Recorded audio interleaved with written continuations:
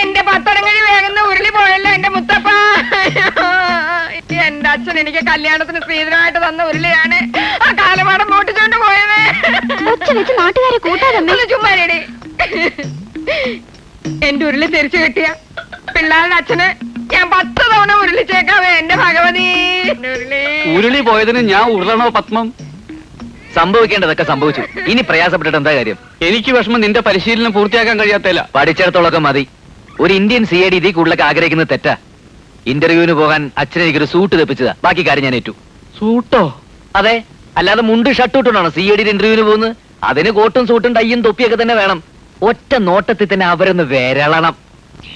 അതിനൊക്കെ ഒത്തിരി കാശാവില്ലേ മോനെ? പിന്നെ മോന് ചക്കാത്തിന് CID ആവാൻ പറ്റുമോ? ഒരു 10,000-4,000 രൂപയെങ്കിലും വേണ്ടി വരും. 4,000? പപ്പനാവിന് കച്ചത്തുറ കെട്ടിക്കൊടുത്തതും ദാക്ഷായണിക്ക് ആടിന്റെ നഷ്ടപരിഹാരം കൊടുത്തതും കടം മേടിച്ച. ഇതിനി ആരോട് ചോദിക്കും? ആ